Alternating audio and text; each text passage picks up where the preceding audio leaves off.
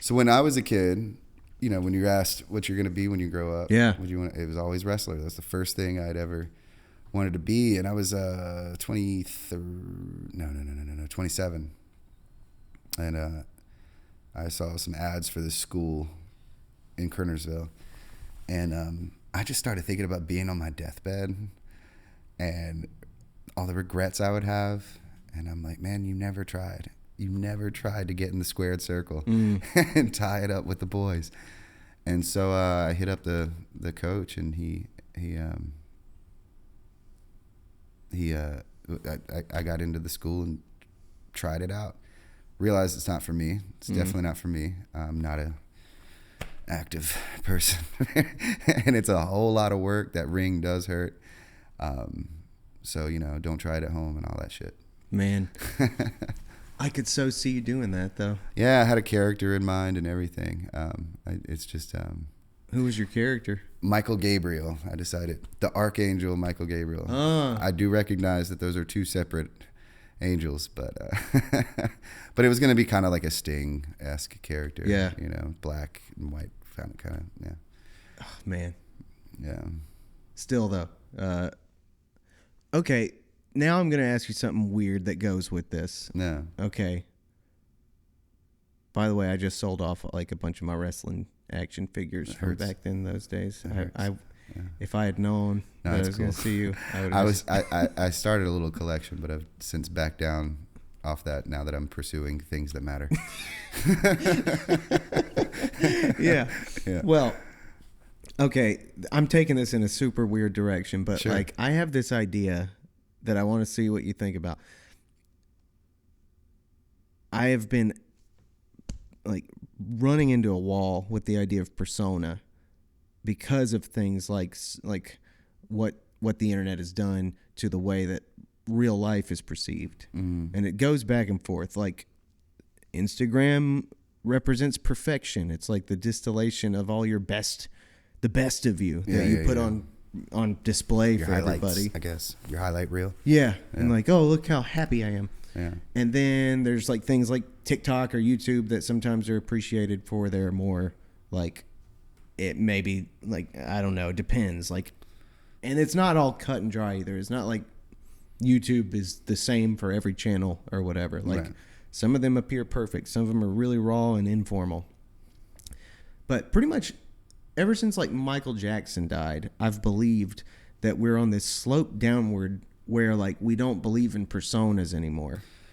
Yes. And I'm wondering, like, I've the little bit that I've seen more modern wrestling. Yeah. It's like they're a little bit more real people. Their character is this guy who wrestles. Yeah. Yeah. And they don't come out and like, oh, look at Jake the Snake or whatever with the fucking snake on him, or this guy got found in the jungle or something. Yeah. Like they did away with all these fake stories, Right? Or at least they kind of did away with them. And There's still them some. There's still some, but the majority. Yeah. So I wonder what does that bring to mind to you? This idea of like persona and like acting out a fake personhood, or like an idealistic personhood versus real people. So I'm kind of battling with that right now when it comes to the music. So as a fan of pro wrestling, I love the pageantry. You know, people ask me all the time, like, why don't you just watch MMA, man? And I'm like, because it's too real. Yeah, like, it's not dramatic enough. I like the pageantry, man. Like, I like the storylines and just how ridiculous some of this stuff is, you know? And I thought about like rock stars, right? Like we don't really have rock stars anymore. Right.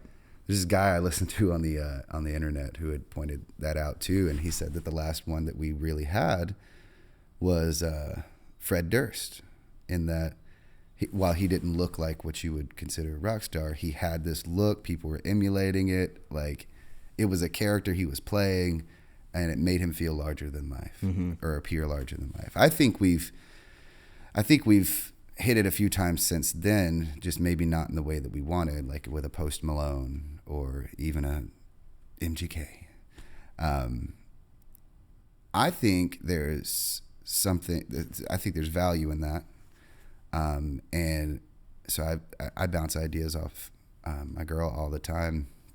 And we've thought about a few gimmicks for me in that to make it a little more interesting, put more, it's like what I was telling you before, just saturating it with art, you know what I'm saying? Yeah. The art, being involved in the videos, being involved with the overall look of everything. I'm not, as of yet, not been totally married to it. So I'm just Michael.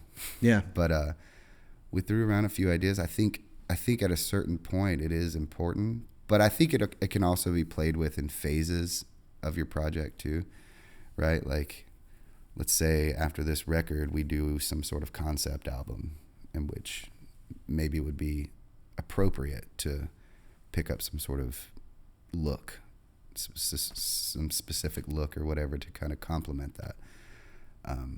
Either way, I'm not compelled by any one idea so far that I want to go in that direction, but yeah, I've always been a fan of that.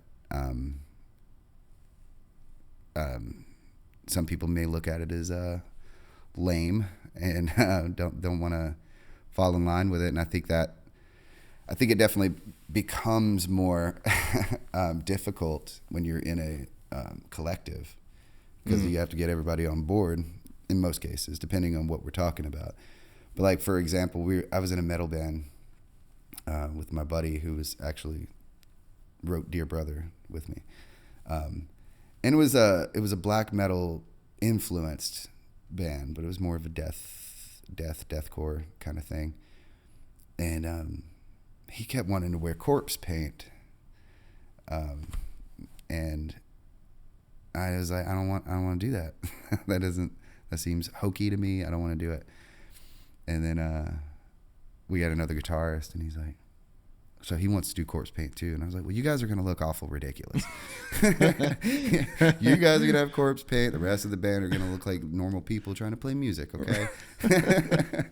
And so it's definitely important to have everybody on the same page. Dude, that is a tough one. I've run into that myself too, because there's a question sometimes of like, well, am I,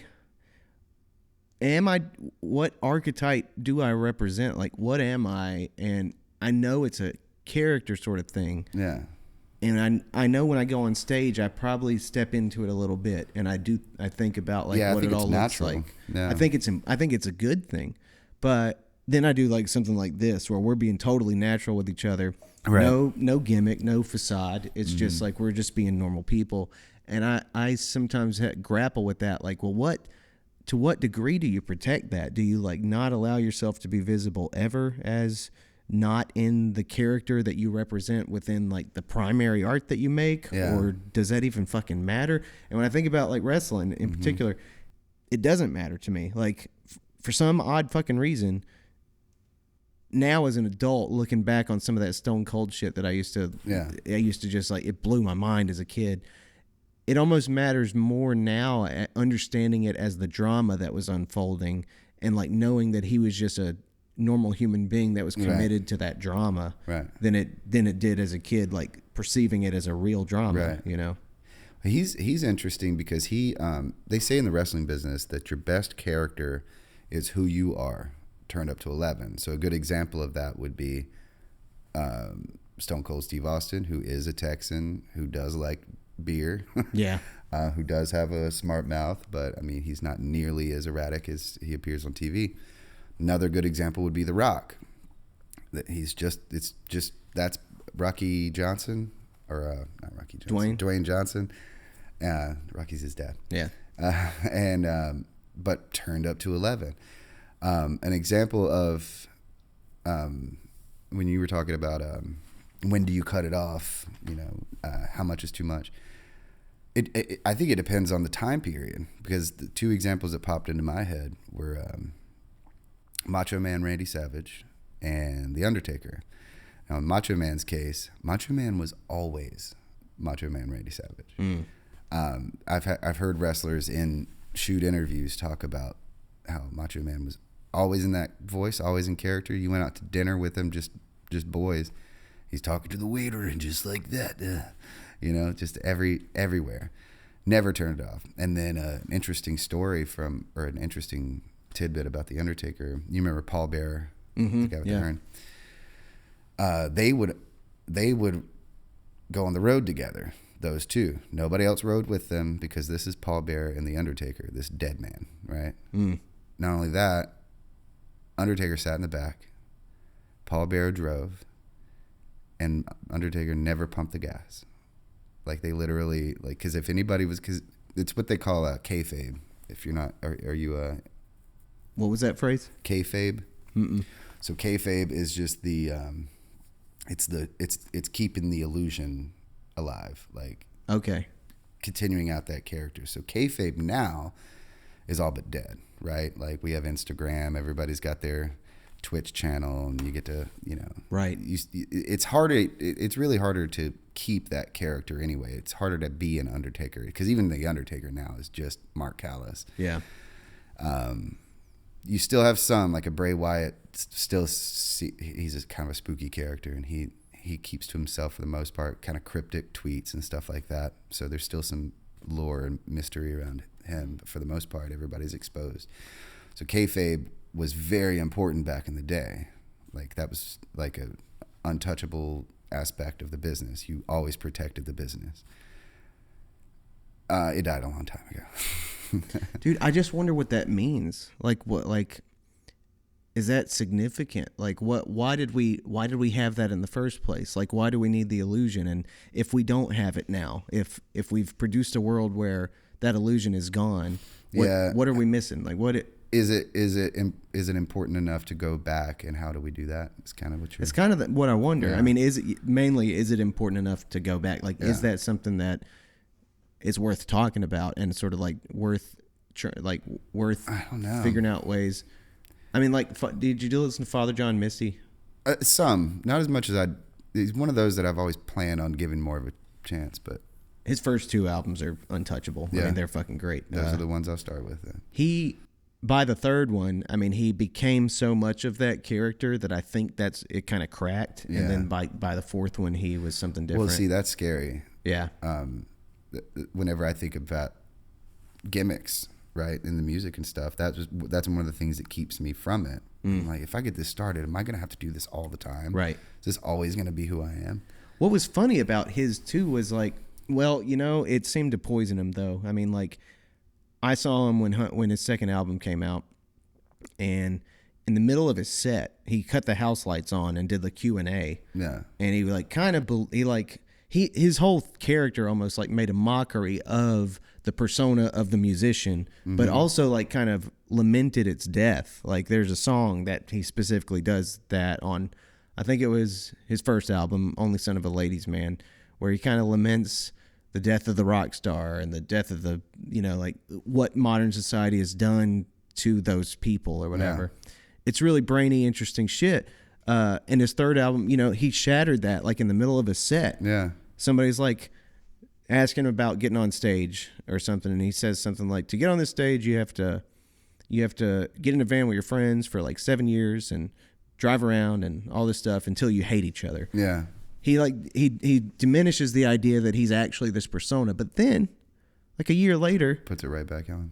No, worse. Oh. A year later, he's at a festival. Maybe 2 years later, he's at a festival ranting to the audience about how useless and stupid entertainment is. And then he like plays a song and leaves the stage, and it like upsets a lot of people. Oh wow. It seems like he, like, by making fun of it all, by acting out a character that made fun of the whole persona thing, he became this persona of somebody who fucking hates art or something. Yeah. I wonder what that means. Anyway, whatever. I do wonder what that means. I wonder, like, why we've departed from this, and also, like, why we now have a hard time, like, with the whole idea of persona and what it means to be sort of not your actual self some of the time. That's really interesting. That's a lot to think about. Yeah. I don't know, because I always looked at it as just a marketing tool, like literally having a TikTok. Like I was going to wear Western shirts. That was going to be one of my things that I was going to do. And I'm like, I don't know if I'm going to do that forever. And I'm kind of trying to get out of that country vibe anyway, like a little taste of it. But that first EP was very southerny, and I don't want to just do that. And so far, that's pretty much all I've put out. And so I was like, I don't want to perpetuate that. I don't want to keep feeding that machine if that's something that I plan on kind of moving away from as time goes on. But I don't know. Like I said, I've always looked at it as just a way to grab people's attention. But I could see that being frustrating to not be able to leave that after a while. I don't even think I'm addressing your question. I get your question, but that's what I'm saying. There's no answer. It's more like a hypothetical sort of what are we up to kind of thing. That's super interesting. I find myself in the same boat. I've considered taking on some alter egos. I've actually been exploring alter egos for a while. I actually do have one for the hip hop project. Oh yeah, so that'll be fun. That's awesome. That's going to be a lot of fun. I am very curious to check that out. To be announced. Nice. Yeah, there's no conclusion to reach, I don't suppose. I just think it's really interesting to explore this idea of persona and alter ego versus what people, I think, consider authenticity. I mean, why isn't dressing up like an Undertaker and going and throwing dudes around, why isn't that authentic? It kind of is, you know? But I feel like the culture has shifted away from that toward this concept of something more literal, and I don't know why. Yeah, like why take away the pageantry? Like what was so important about removing that from entertainment? Is that what you're kind of?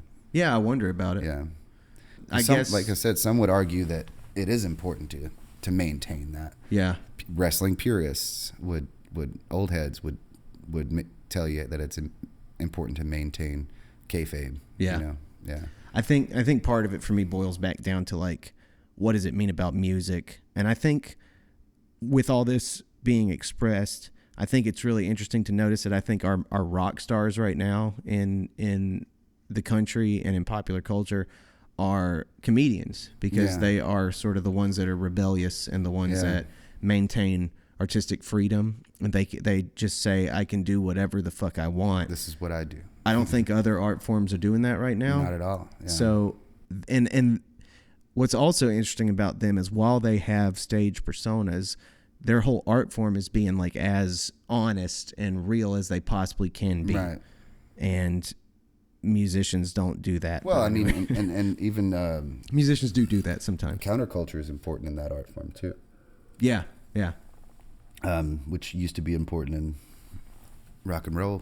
Right, exactly. It's not so much anymore. Yeah. I wonder if that is relevant to the whole picture of like, I guess sometimes I think, okay, it's not all of us that are making music that people don't love. It's like people don't love music right now. Yeah. And I think it's because music in relation to just everything that we're thinking is not what has the power right now in terms of being counterculture, in terms of like being bringing about change in people's minds. I think that's comedy right now. Right. Well, I think that I mean, I would agree, but I think that would actually lend itself to the argument of bringing back that pageantry, bringing back those characters when it comes to music, because a music gatekeeper might tell you that you're a musician. It's about the music. What are you doing? Why is this important? Yeah. But we're just now sitting here talking about, you know, you've been off the road for 4 years, and there are venues that don't have a whole lot of faith in your draw. Yeah. Because of that, right? So there is a level of importance of how much attention your art gets. And if you believe in your music, but it's still not knocking down any doors, then maybe you should try something else. Maybe you should put a little more effort in creativity or social media or whatever, because it's clearly, I don't think anybody's going to want to keep, there's not many people that want to put their heart and soul into something, an art form, and just do it for that art's sake. It doesn't really, I don't know anybody like that anyway. Most people want either notoriety or capital, right? So yeah, I think it's important to think about characters, alter egos, or just other vehicles to spark interest. Yeah, yeah. I think we're so talking too. about people don't care about music. I think there's something to that, and I think that pageantry is something that's been missing for a while. So.